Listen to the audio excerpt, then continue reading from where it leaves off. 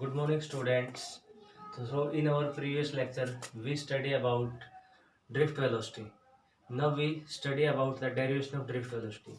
यानी कि drift velocity हमने ये पढ़ा था कि जब हम किसी भी कंडक्टर पे इलेक्ट्रिक फील्ड अप्लाई करते हैं तो इलेक्ट्रॉन ड्रिफ्ट होना स्टार्ट हो जाते हैं पॉजिटिव पोटेंशियल यानी हायर पोटेंशियल की तरफ, और जिस स्पीड से वो ड्रिफ्ट होते हैं उसको बोलते हैं हम ड्रिफ्ट स्पीड। अब हम इसकी डेरिवेशन करेंगे। तो डेरिवेशन के लिए जैसे हमने ये कंडक्टर लिया, इस कंडक्टर के अंदर जैसे इस साइड हमने प्लस कर दिया, इस साइड माइनस, तो ये इलेक्ट्रॉन इस साइड ड्रिफ्ट होना स्टार्ट हो गई।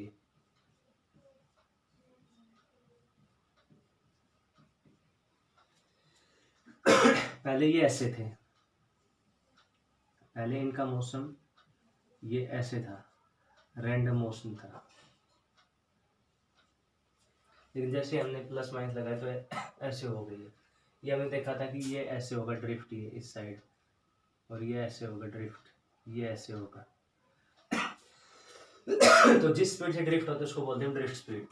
तो ये ड्रिफ्ट स्पीड की वैल्यू बहुत कम थी, 10⁻⁻⁻1 मिलीमीटर पर सेकेंड, लेकिन ये इफेक्टिव होती है। क्यों होती है इफेक्टिव?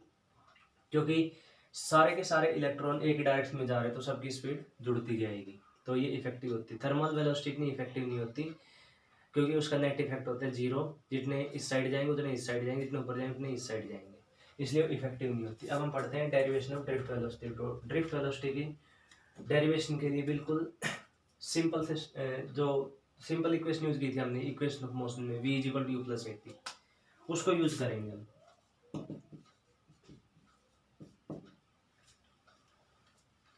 उसको यूज करेंगे तो डेरिवेशन देखिए इसकी।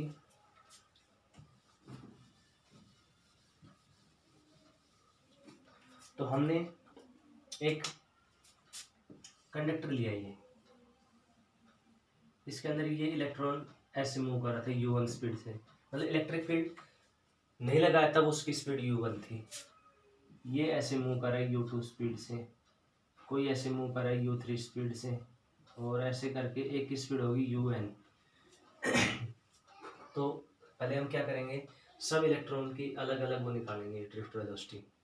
तो डेरिवेशन ऑफ ड्रिफ्ट वेलोसिटी से, तो पहले तो इसमें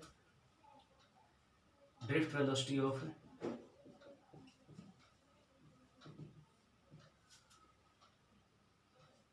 फर्स्ट इलेक्ट्रॉन,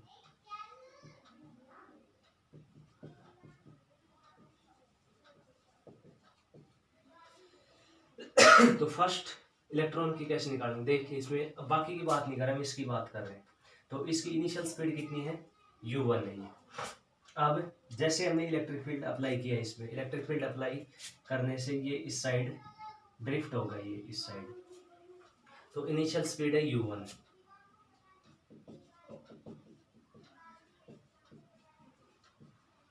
u1। और एक्सेलरेशन कितना लग रहा है, a। एक्सेलरेशन तो सेम लगेगा, कल बताया था कि एक्सेलरेशन का फॉर्मूला क्या होता है, फोर्स अपॉन मास। और फोर्स की वैल्यू कितनी होगी, फोर्स यहाँ पे किस में लग रहा है, इलेक्ट्रिक फील्ड लग रहा है, तो इलेक्ट्रिक फील्ड में फोर्स कितना लगता है, QE/m। और चार्ज कितना है, किसके ऊपर लग रहा है, इलेक्ट्रॉन पे, तो और इलेक्ट्रॉन के ऊपर चार्ज माइनस ई होता है, तो माइनस E/m। अब ये एक्सेलरेशन किस पे डिपेंड कर रहा है, E। अब E की वैल्यू फिक्स होती है 1.6 × 10⁻⁹। इलेक्ट्रिक फील्ड सेम है सबके लिए क्योंकि उसी कंडक्टर के ऊपर इलेक्ट्रिक फील्ड लगा रखा है, इस पे वही लगेगा, इस पे वही लगेगा। m क्या है, मास ऑफ इलेक्ट्रॉन, तो ये सारे इलेक्ट्रॉन है तो सबका मास भी सेम, तो एक्सेलरेशन सबका a हो गया। अब इसमें टाइम जो लगा, टाइम लगा t1। टाइम t1 कौन सा टाइम है, ये इसमें थोड़ा सा ध्यान देना है। पर टाइम t1 कौन सा है, ये ऐसे जा रहा था, ये इस पे फोर्स लगा और ये ऐसे मूव कर गया, ऐसे करता गया, ड्रिफ्ट होता है, लेकिन फिर यह टकरा गया। क्योंकि कितने वो होते हैं एटम्स, 10⁻29 एटम्स 1 मीटर क्यूब, तो काफी सारे एटम्स है, तो टकराने के चांसेस बहुत ज्यादा है। तो टकरा के फिर वो ऐसे हो गया, तो जब तक ये टकराया तब तक का टाइम तो टकराने से पहले उसकी स्पीड, इनिशियल स्पीड कितनी थी, u1, और a एक्सेलरेशन से वो इस साइड ड्रिफ्ट हुआ, और फिर उसके बाद होता गया फिर यहाँ किसी से टकरा गया, किसी दूसरे एटम से, तो उस दौरान टाइम लगा t1। और ड्रिफ्ट स्पीड होगी, ड्रिफ्ट स्पीड या इसको लिख लेंगे फाइनल स्पीड, ये अभी हम नोट नहीं करना है। ये फाइनल स्पीड होगी v1। तो u दिया हुआ, a दिया हुआ, t दिया हुआ है, तो इसकी वैल्यू कितनी आएगी v1 की value, v1 is equal to u1 plus a into t1, ये आएगी v1 is equal to u1 plus a t1। अब ऐसे ही इसकी निकालेंगे दूसरे की, तो दूसरे की इनिशियल स्पीड कितनी है u2, इस पे फोर्स लगेगा और फोर्स के कारण ये ऐसे ड्रिफ्ट हो जाएगा। ऐसे था ये, तो ये ऐसे हो गया ड्रिफ्ट, तो फोर्स के कारण ड्रिफ्ट होगा, और फोर्स जो लग रहा है वो इलेक्ट्रिक फील्ड वाला फोर्स लग रहा है Q इंटू ई, यानी minus e by m. Acceleration उसका भी ए ही होगा, तो एक्सेलरेशन ए ही होगा। टाइम उसको लगा, ये मान लो सपोज ये ऐसे चलते गया और इसको आगे कोई एटम ही नहीं मिला, ये काफी देर में टकरा है, तो इसका टाइम हो गया t2।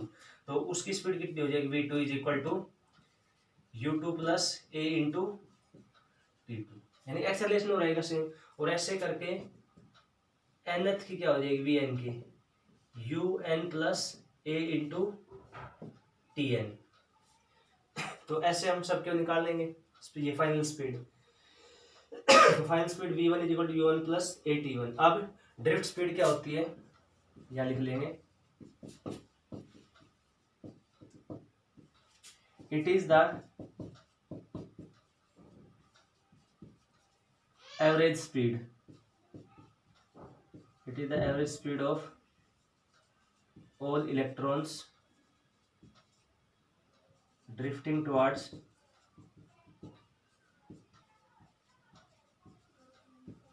positive potential। Drift speed क्या होगी इन सब का एवरेज। जैसे इसकी क्या आई फाइनल स्पीड v1 आई है, u1 प्लस at1, दूसरे की u2 प्लस at2 और un, तो ये आ रही v1 v2 v3 vn, इन सब का एवरेज। तो एवरेज हम कैसे निकालेंगे, v1 plus v2 plus v3 plus vn upon n, ऐसे निकालते हैं एवरेज टोटल, और फिर उसके बाद नंबर्स कितने हैं। तो ये होगी ड्रिफ्ट स्पीड। अब इसमें एक चीज और पढ़ेंगे, थोड़ा इसको यहाँ पे पॉज कर देते हैं, उससे पहले एक चीज और पढ़ेंगे, रिलैक्सेशन टाइम।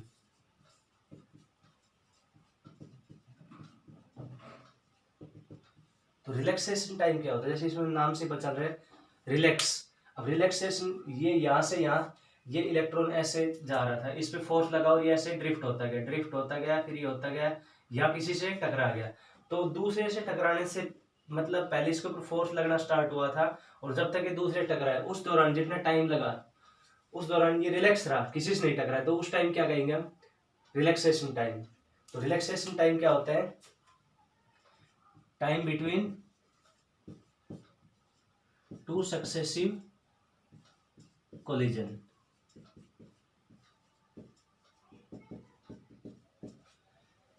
ये टाइम है सक्सेसिव कोलिजन। जैसे एक बार यहाँ टकराया होगा, फिर उसके बाद टकराने के बाद ऐसे जा रहा है, सपोज टकराने के बाद वो ऐसे जा रहा है, तो ऐसे चलता गया, फिर यहाँ पे फोर्स लगा, फोर्स के कारण ड्रिफ्ट होता गया और ड्रिफ्ट होता गया, फिर यहाँ टकरा गया।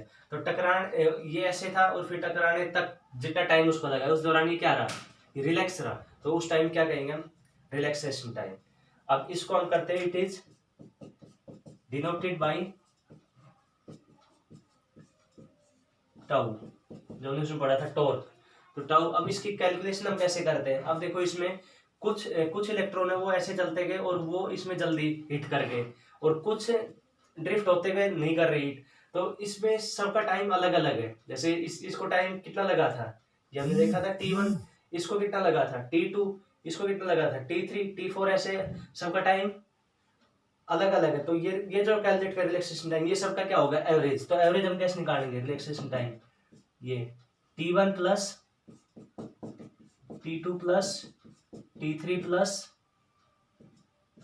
tn अपॉन n, तो ऐसे हम इसका निकालेंगे एवरेज। तो ये होता है रिलैक्सेशन टाइम। तो एक बार फिर से स्टार्टिंग में हमने जब कंडक्टर लिया था, ये कंडक्टर है, तो उसके अंदर इलेक्ट्रॉन ऐसे ही मूव कर रहे थे रैंडमली, जैसे हमने इलेक्ट्रिक फील्ड लगाए तो ड्रिफ्ट होना स्टार्ट है, उस स्पीड क्या बोलते हैं हम, ड्रिफ्ट स्पीड बोलते हैं। तो ड्रिफ्ट स्पीड की हम कैलकुलेशन कैसे करेंगे, हमने एक इलेक्ट्रॉन को लिया, एक इलेक्ट्रॉन की स्पीड इनिशियल स्पीड थी u1, एक्सेलरेशन a था, और टाइम t1 टाइम कौन सा है कि जो टकराएगा तब तक उसको जितना टाइम लगेगा। जैसे वो ऐसे जा रहा था, फोर्स लगना स्टार्ट हुआ, अब टकरा गया, तो फोर्स लगना स्टार्ट हुआ था और टकराया, उसके बीच में जो टाइम उसको क्या कहेंगे, रिलैक्सेशन टाइम। मतलब उस दौरान क्या रहा, वो रिलैक्स रहा। तो वो टाइम t1 लगा, तो v1 की वैल्यू कितनी आएगी, u1 प्लस ए t1। ऐसे ही v2 की वैल्यू u2 प्लस ए t2 और vn की वैल्यू un प्लस ए tn। तो ये हमने कैलकुलेट कर लिया। अब ड्रिफ्ट स्पीड कैसे निकालेंगे, ये सब की एवरेज स्पीड होती है। तो एवरेज स्पीड जैसे एक की v1 थी, दूसरे की v2 v3, सबकी एवरेज निकालें। तो एवरेज कैसे निकालेंगे, v1 plus v2 plus v3 plus vn upon vn। अब इसमें एक टर्म और यूज होगी, रिलैक्सेशन टाइम। ये हम क्यों पढ़ रहे हैं, क्योंकि इसमें यूज होगी ये यहाँ पे कि ये इलेक्ट्रॉन ऐसे मूव कर रहा था, ये ड्रिफ्ट होता गया, उसके बाद जब तक ये दूसरे से नहीं टकरा है उस दौरान क्या रहा है, ये रिलैक्स रहा। तो उस दौरान जो टाइम होगा उसको क्या कहेंगे हम, रिलैक्सेशन टाइम। तो ये सक्सेसिव कोलिजन के बीच का जो टाइम होता है उसको बोलते हैं हम रिलैक्सेशन टाइम। इसकी कैलकुलेशन कैसे करेंगे, इस कैलकुलेशन करेंगे कि इसमें ये t1 टाइम तक रहा रिलैक्स, ये t2 तक रहा, ये t3 तक, ये tn तक, तो सबका एवरेज निकाल लेंगे तो वो क्या आ जाएगा, रिलैक्सेशन टाइम। तो इसको नोट कीजिए। अब हम कैलकुलेट करते हैं ड्रिफ्ट स्पीड। तो ड्रिफ्ट स्पीड के लिए हमने मेथड पढ़ा, क्या निकालना है हमने, एवरेज कैलकुलेट करना है। तो अब एवरेज कैलकुलेट करते हैं इसको। हाँ, एक चीज और, ये रिलैक्सेशन टाइम पढ़ा था, इसके लिए एक लाइन और लिखना। देखो रिलैक्सेशन टाइम किस पे करता है डिपेंड, तो टेम्परेचर पे डिपेंड करता है। अब थोड़ा सा इसमें लॉजिकली सोचना है कि कैसे डिपेंड करता है। अगर टेम्परेचर बढ़ा देंगे तो क्या होगा, पार्टिकल जल्दी जल्दी उनकी स्पीड बढ़ जाएगी, मतलब वाइब्रेट करेंगे, और जल्दी वाइब्रेट करेंगे तो टकराने के चांसेस क्या रहेंगे, ज्यादा। तो टेम्परेचर बढ़ाने से जो रिलैक्सेशन टाइम है बताओ क्या होगा, इंक्रीज या डिक्रीज, तो वो डिक्रीज होगा। क्योंकि ऐसे जा रहा था पहले, तो वो धीरे धीरे जा रहा था तो टकराया देर में। अब टेम्परेचर बढ़ाने से वो क्या होगी, स्पीड उसकी थर्मल स्पीड बढ़ जाएगी। थर्मल स्पीड बढ़ गई तो क्या होगा, वो जल्दी हीट करेगा। तो ये इसमें लिख लो रिलैक्सेशन टाइम में as temperature increases, as temperature increases relaxation time decreases।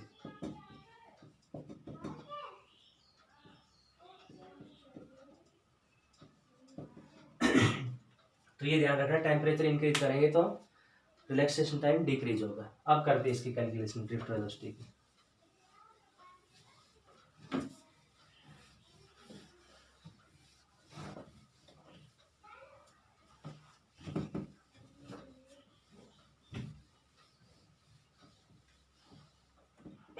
तो कैलकुलेशन के लिए हमने पढ़ा था ड्रिफ्ट वेलोसिटी क्या होती है।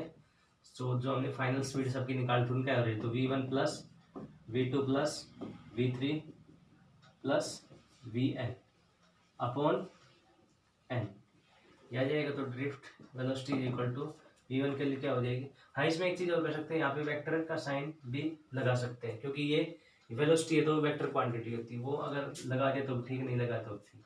तो v1 की वैल्यू कितनी थी, u1 प्लस ए t1, v2 की u2 प्लस ए t2 और v3 की u3 प्लस ए t3, और ऐसे करके vn की un प्लस ए tn अपॉन n। ये आ गई।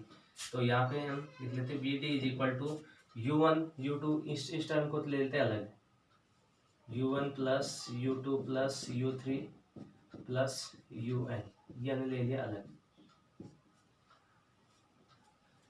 और इसके साथ n को कर दे डिवाइड, और बाकी जो बच गया ये इसको ऐसे लिख लेते हैं हम, प्लस बच गया इसमें a t1 plus a t2, इसमें से भी a को ले लेते कॉमन सब में से, क्योंकि a तो है ही इसमें, तो a को ले लिया कॉमन इसमें, तो क्या बचा t1 plus t2 plus t3 plus tn upon n, ये आ गया। अब देखिए इसमें ये हमने स्टार्टिंग में जब पढ़ा था थर्मल वेलोसिटी थी u1 u2 u3, ये सब क्या थी, जीरो। क्यों थी जीरो, क्योंकि जितने इस साइड जा रहे थे स्पीड, थर्मल स्पीड कितनी थी उनकी 10⁵, कोई इस साइड जा रहे थे तो उतने इस साइड जा रहे थे, कोई ऊपर जा रहे थे उतने ही नीचे जा रहे थे, तो सबकी स्पीड क्या थी, 0। ये हमने पहले भी पढ़ा था। तो 0 plus a into T1 plus T2 plus T3 plus Tn upon n। अब इसमें Vd इज इक्वल टू, ये बच गया a। अब ये क्या होता है, T1 plus T2 plus T3 plus Tn upon n, अभी हमने पढ़ा था, ये क्या था, अभी रिलैक्सेशन टाइम निकालता, तो a इंटू टाउ, ये आ गया। अब एक्सेलरेशन कैसे निकालें, तो एक्सेलरेशन के लिए यहाँ पे एक छोटी सी कैलकुलेशन करें। फोर्स का फॉर्मूला क्या होता है, मास इंटू एक्सेलरेशन। तो एक्सेलरेशन का फॉर्मूला क्या आ गया, फोर्स अपॉन मास। और फोर्स कौन सा लग रहा है यहाँ पे इस कंडक्टर के ऊपर, यहाँ पे जो फोर्स लग रहा है कौन सा है, ये फोर्स है Q इंटू इलेक्ट्रिक फील्ड का फोर्स। तो यहाँ पे क्या पुट करेंगे, force Q into e upon m. और चार्ज कितना है यहाँ पे, फोर्स कौन सी चार्ज पे लग रहा है, इलेक्ट्रॉन पे, तो क्या हो जाएगा यहाँ पे माइनस ई बाई एम। ये पुट कर देंगे यहाँ पे, तो वी डी की वैल्यू क्या आ गई, माइनस ई एम इंटू। तो ये ड्रिफ्ट स्पीड का फॉर्मूला आ गया इसमें। ध्यान रखना, इसी फॉर्मूले से आगे इस चैप्टर में बाकी फॉर्मूले बनेंगे, ये बेसिक फॉर्मूला है। तो ड्रिफ्ट स्पीड कितनी आ गई, minus e m upon tau. अब इसमें यह नेगेटिव साइन किस चीज को शो कर रहा है, देखो नेगेटिव साइन किस चीज को शो कर रहा है इसमें, ये ई है चार्ज, स्केलर क्वांटिटी, मास भी स्केलर और टाइम भी स्केलर, तो इलेक्ट्रिक फील्ड इसमें बच गया। ये इलेक्ट्रिक फील्ड वेक्टर है और ये ड्रिफ्ट वेलोसिटी वेक्टर है। तो माइनस साइन इस चीज को यूज बता रहा है इसमें कि ड्रिफ्ट वेलोसिटी इलेक्ट्रिक फील्ड के अपोजिट होगी। तो इसमें लिख लो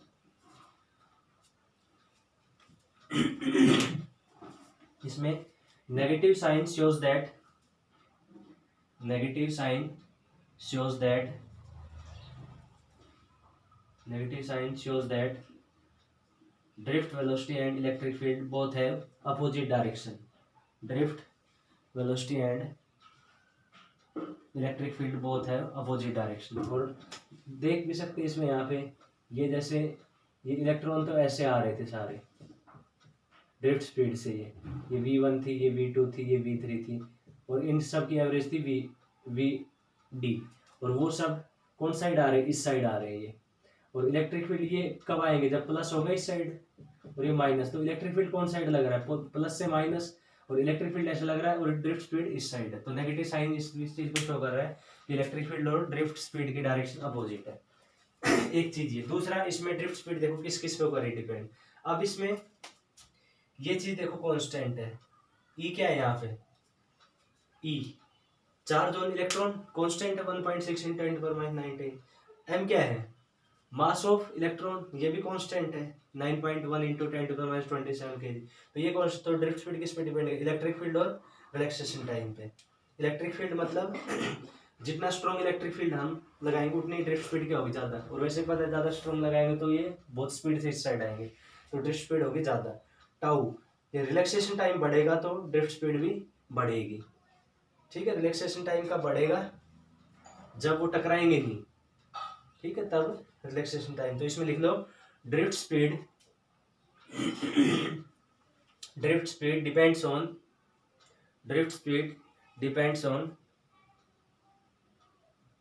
relaxation time and, drift speed depends on relaxation time and electric field.